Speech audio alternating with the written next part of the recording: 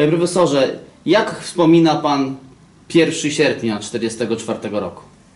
Tak, no więc ja byłem w ten czas w wyjątkowej sytuacji, dlatego że była straszna wsypa w moim batalionie. 3 kolegów zostało aresztowanych, no i był rozkaz rozejście, no więc trzeba było znaleźć jakieś miejsce odrębne, prawda, gdzie można było ukryć się po prostu. No szczęśliwie na Żoliborzu było dużo pustych, ja mieszkałem na Żoliborzu, dużo pustych mieszkań, bo mieszkańcy uciekli, prawda, bardzo dużo wyjechało do Rumunii i tak dalej. No i był taki lokal, prawda, na ulicy Mickiewicza i ja tam się ulokowałem. No i oczywiście korzystając z tego, tam zrobiliśmy w tym lokalu skład broni naszego oddziału. Nasz oddział to był oddział specjalny, do zadań specjalnych, prawda, kilkunastoosobowy, no mieliśmy dobre wyposażenie. Mieliśmy tam ten ręczny pistolet maszynowy, prawda, lekki tak zwany, mieliśmy parę ręcznych pistoletów, 3 pistolety maszynowe, no poza tym pistolety, trochę tam broni i tak dalej, i tak dalej. No i teraz jest właśnie problem, prawda, przetransportowania tego, bo dostajemy rozkaz, że nasze miejsce ataku to jest Marszałkowska ulica, prawda, to był ten duży budynek, gdzie była poczta, prawda.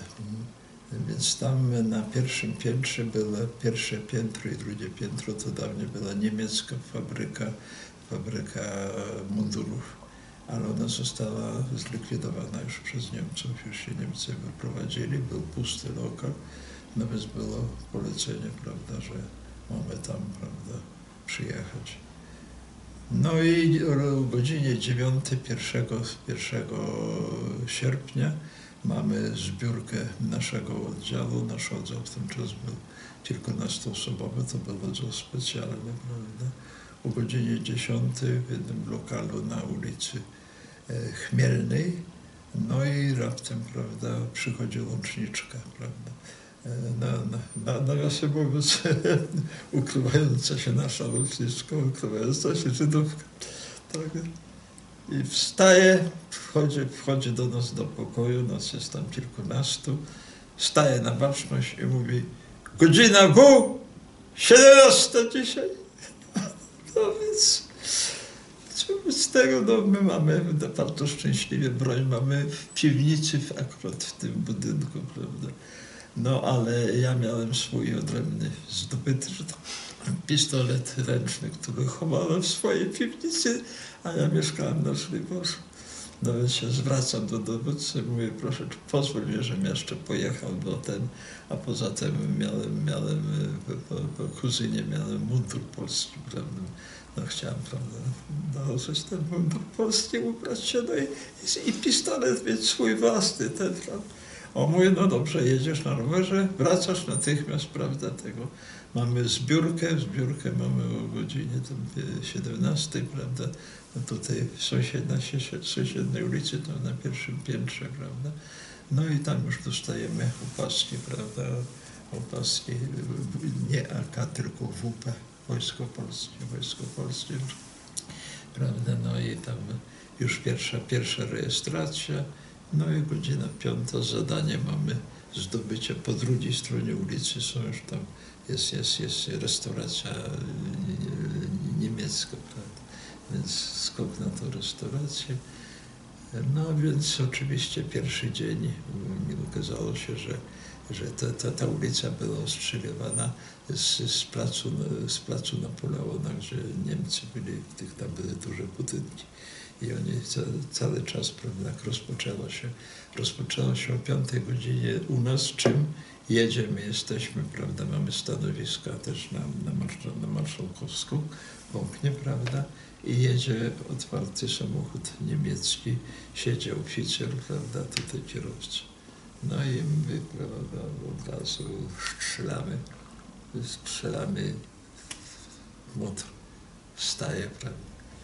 No i on tu czym prędzej wybiegamy, prawda, jeszcze daleko wołamy do niego, Hände hoch, prawda, ręce do góry, prawda, no i ten Niemiec to, no więc jego wysiadaj, prawda, od razu ma pistolet, od razu mu zabieramy, no i prowadzimy jego, tam na pierwszym piętrze był punkt dowódców, tam zostawiliśmy jego, tam już przysłuchiwali, potem już nie wiem co.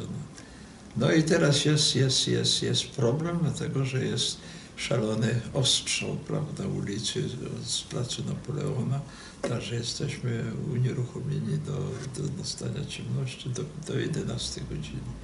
O 11 godziny po cichutku przechodzimy przez plac Napoleona, to w tym czasie nazywał plac Warecki, i wchodzimy do drugi budynek na Chmielnej, gdzie była restauracja polska. Okazuje się, że Niemcy są dopiero dalej na placu Piłsudskiego, prawda?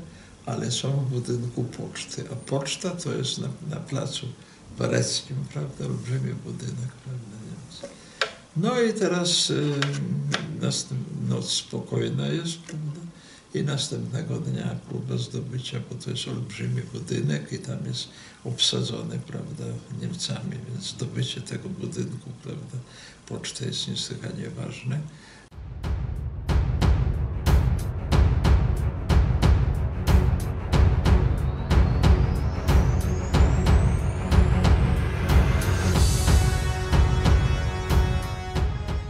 Zapraszamy do subskrypcji naszego historycznego kanału. Kliknij na czarną ikonkę Pro Patria Poland Team i subskrybuj. Dziękujemy i do zobaczenia.